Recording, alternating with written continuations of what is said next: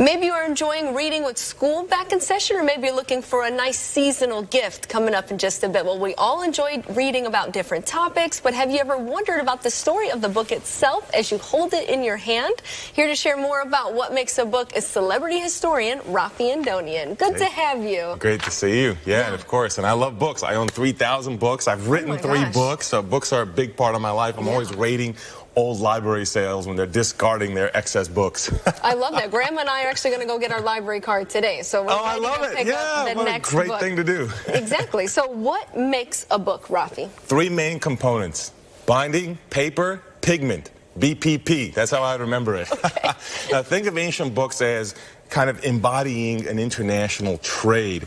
You would have components, for example, like jewels even, that are often going to be imprinted into binding coming from the Far East. And then you're going to have different kinds of things like gold or silk coming also from the Far East or in North Africa or the Middle East, bringing kind of all those pieces into those 3 components. Now, the binding could be made of animal skins, for example, sheepskin, calf skin, goat skin, pig skin, all kinds of things, including sometimes embedding the jewelry, even mother of pearl sometimes you would see on bindings.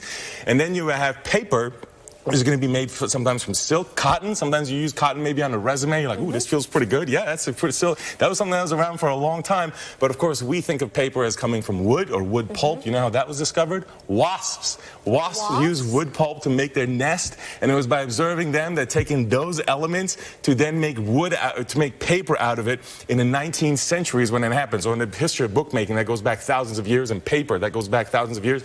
That's actually relatively recent. But believe it or not, one of the most popular in early America was flax. You know, we think of flax as like healthy eating, but flax, linens were very durable for paper. You would go through a process where you soak them and dry them and comb them and eventually beat the rags down so they're flat and they last for a long time. Newspapers from hundreds of years ago that I've held in my hand hold up better than a newspaper from last week, believe it or not, because they're really, really durable. And finally, pigment.